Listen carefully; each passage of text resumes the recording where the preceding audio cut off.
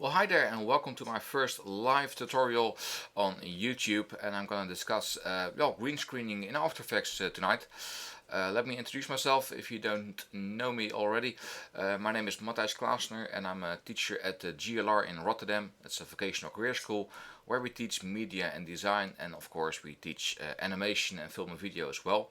And one of the assignments that my students are doing at the moment, the animation students are doing at the moment, is making a motion poster inside of After Effects, and adding some features in there like 3D artwork from cinema, artwork from Photoshop, Illustrator, and combining it into one poster, which has some movement in there. And of course, one of the challenging things was working with green screen. So this is basically the thing that they could be making. So yeah, let's see what I've prepared for the type of assets. I started working inside of Photoshop with some artwork, a stone, a dark alley, and something for a title, which I'm going to use. So I've masked out this tombstone with a mask, which I'm going to enable again. So I've made it transparent, and I'm going to save it as a Photoshop document in order to get it into After Effects.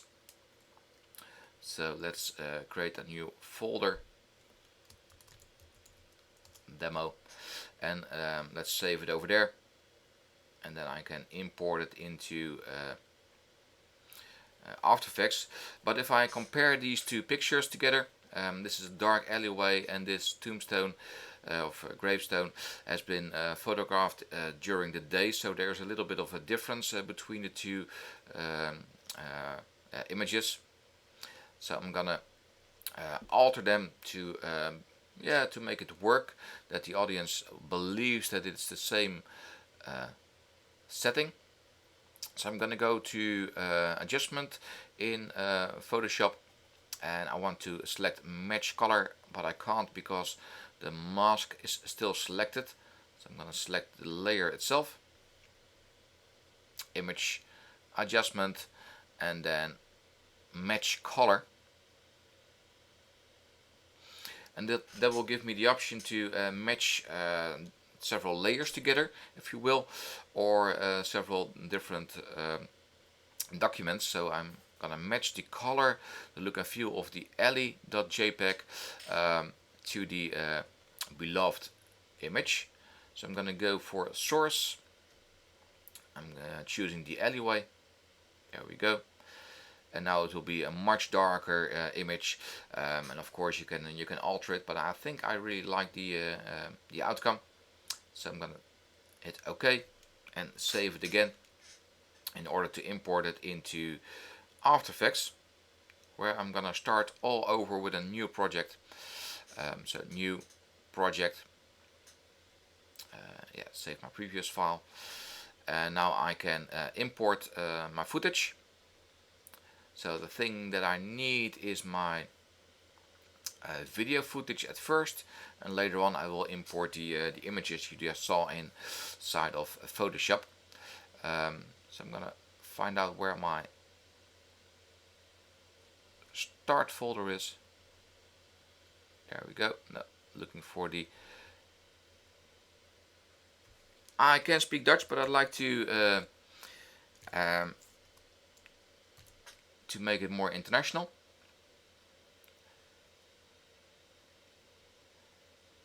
So this is my original footage, which I'd like to use. So I'm gonna drag it onto the new composition icon.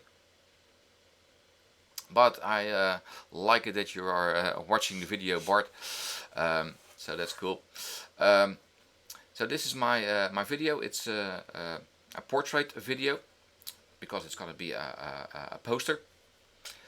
And I need, of course, some green screen tools, which we call keying options, keying effects.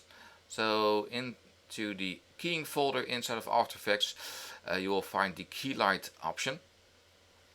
which you can drag and drop onto your layer, and then with the picker you can select a green color, and it will do a great job already. So everything that needs to be transparent, well, it's transparent now. But if you remember, there was a little yellow guitar over here, and when I use the color green, it will damage the guitar as well. And there are some strange artifacts in the face over here, which I need to adjust.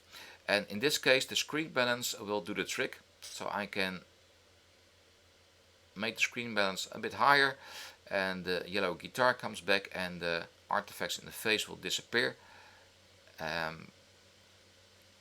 This is about the thing that I need for the poster. There are some things in the corners of the poster which I need to mask out. I can erase the image, which will make it disappear, of course, but I can also mask it out.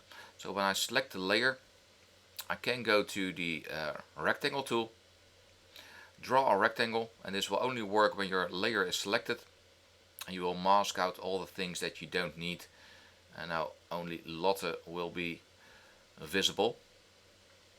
So that's a good starting point for the keying effect. Probably there will be some issues with the hair, especially when the scene is not lit correctly.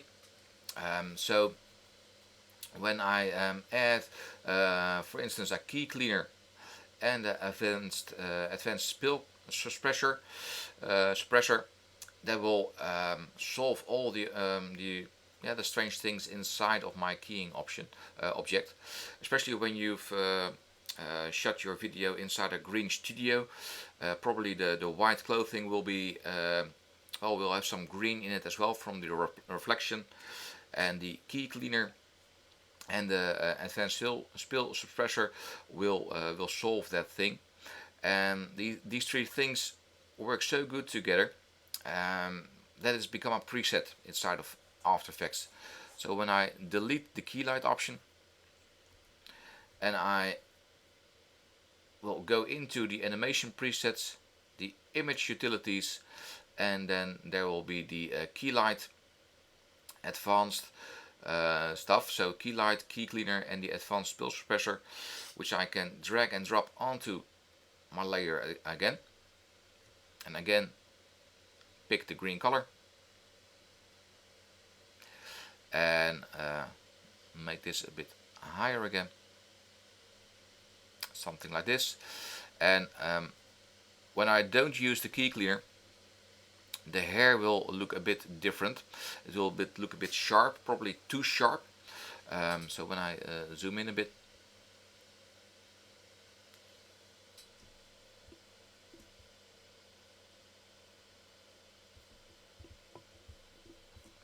the hair will be a bit sharp when the key cleaner is disabled, and when I enable it again, you will see that it's much softer, and there won't be any green color inside.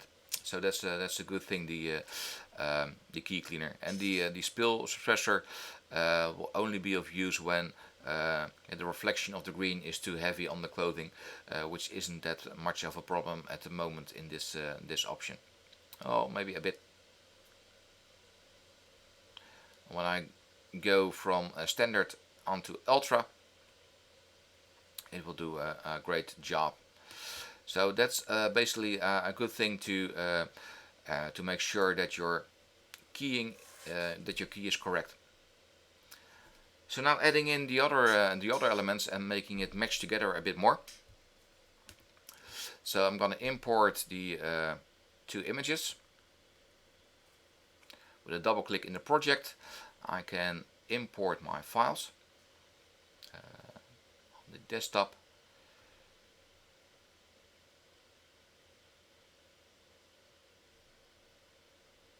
Demo, there we go. And because it's a Photoshop document, it will ask you what to do with the layers. So I'm gonna say, well, I want the editable layer styles in there. The composition is okay. Retain layer sizes. That's okay. And I can drag it on top of my other layer. There we go. Position it. Scale it a bit with Shift. Something like this, and making a sort of a composition.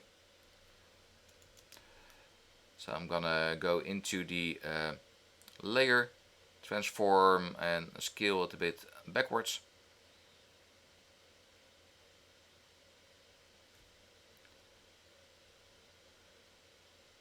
Something like this, and then we need the dark alley.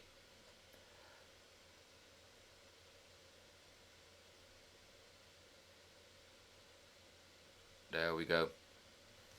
And that one is going below. I don't know if the zooming in option does work inside of YouTube, but we'll see.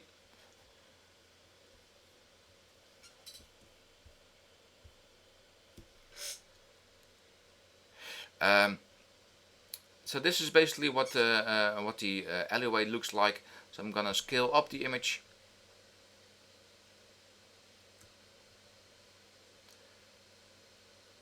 Something like this. And now probably you will notice that well, the colors aren't correct, so we need to do some color correction on the image in order to make it look for real, so that you understand that it's one complete scene. So I need to do some color correcting on Lotte, the girl in the scene. Oh yeah, the zooming option does work. There's a little bit of delay.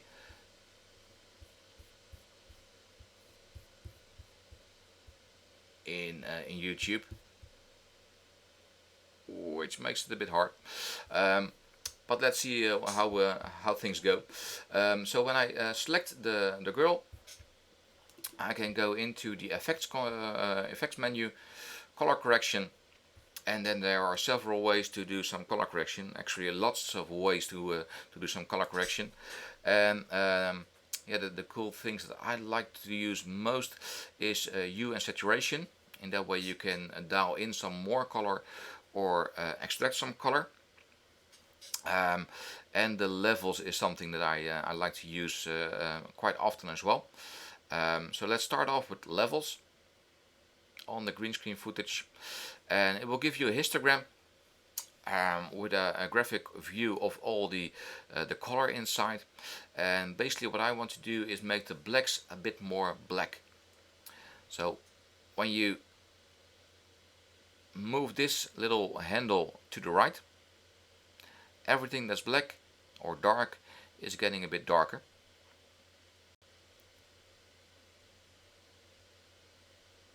So basically this is the trick, and it gets a bit darker already, maybe a bit more, and the midtones a bit darker,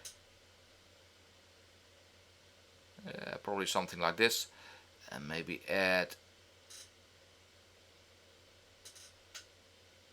this one as well. Yeah, that does a good trick as well.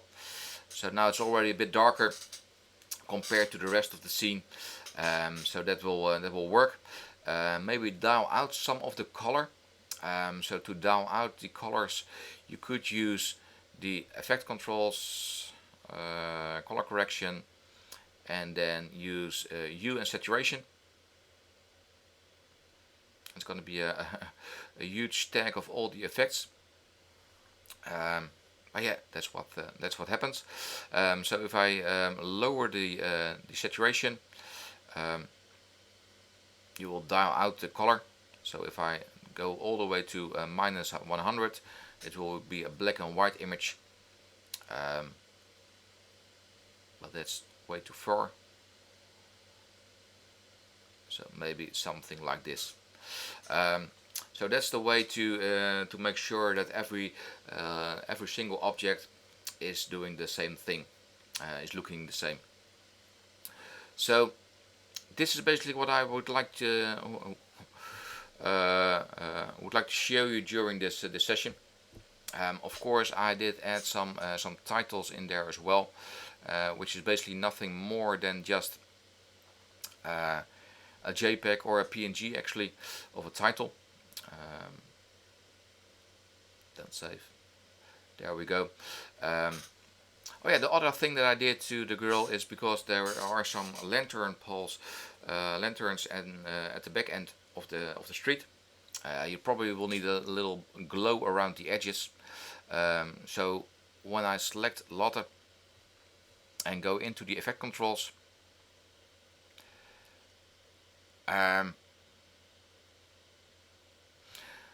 one of the questions in the live chat is how do you zoom into your screen? Thank you for your activity in the chat, Bart. Really appreciate it. When you hit the control button on your Mac and you zoom into your screen, it will zoom into the point that your cursor is at the moment. So that's one of the options to make sure that that it happens. But it's quite hard during a live session. Sorry about that.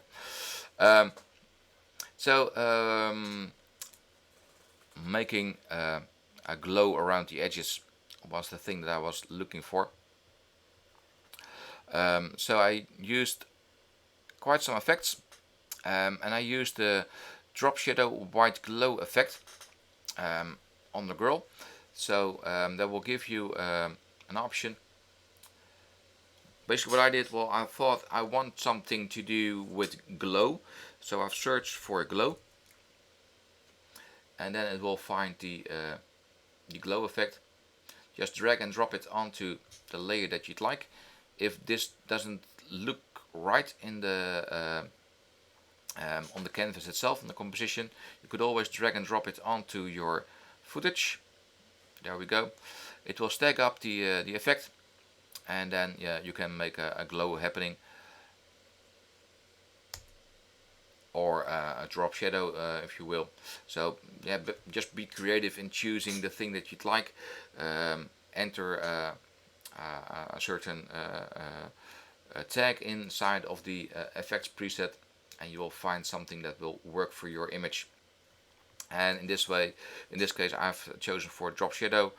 Instead of black, I've used yellow, and that will give the outer glow around the edges of the character. So yeah, that's basically it. So if you want to render out your video, you could use the option to export it. Basically, what After Effects is doing, you could enter it, add it to the render queue, and it will give you an option to render it down below. And will give you all the settings that you need to make it into, for instance, an H.264 video, or whatever you'd like. But you can also go to the media encoder queue. That will power up the media encoder in order to render it out like you would from out Premiere Pro. So that's how to do some basic green screen effects, and adding some color correction to make it all work, to make it all match inside of After Effects. So if you've got any questions in the chat, now's your time. Now we're still live. Correct. Well, that's really funny, Lotte, to see you live in the room at the moment. So yeah, that's you. And I've just explained how to do this trick in English during the first live session on YouTube. So pretty cool that you're in the room. Thank you.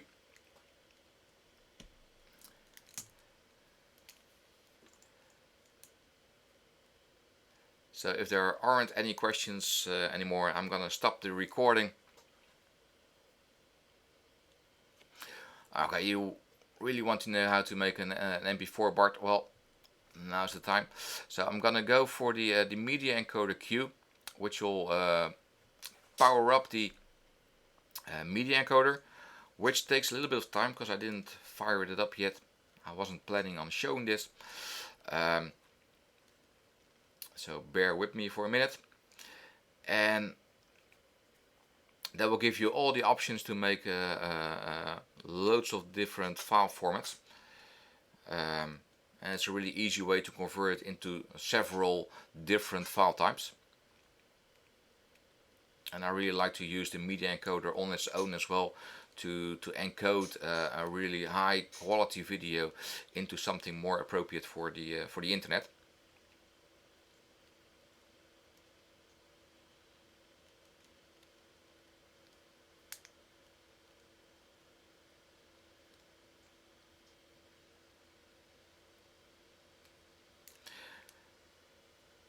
I don't do the crack thing for Adobe or other tools, but it's really official.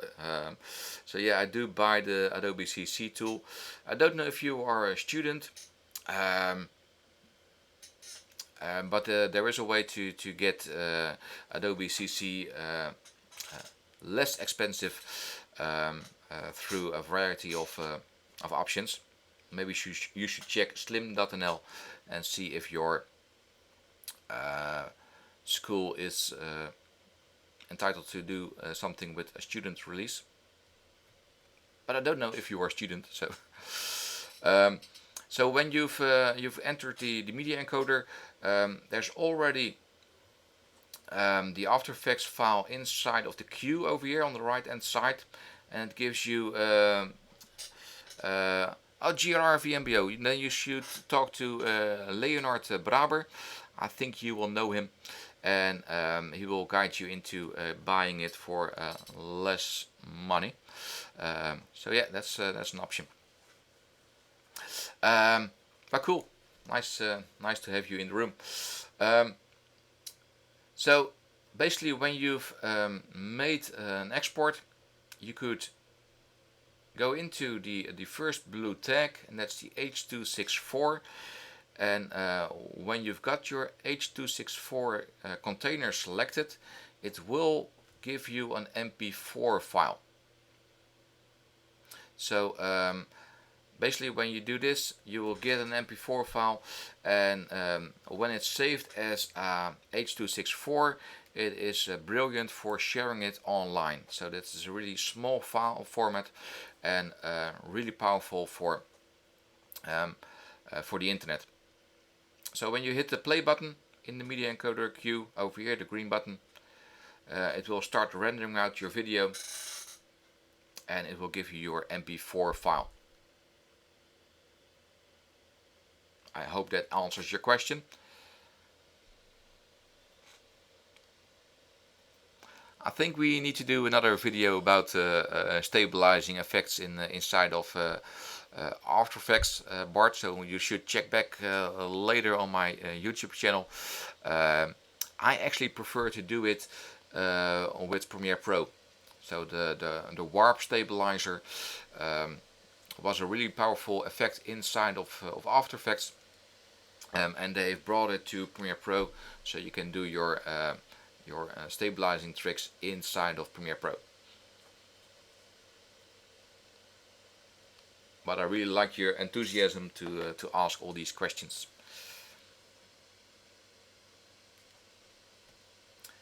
So just waiting a few seconds until the video is done, and that will give you your MP4 file.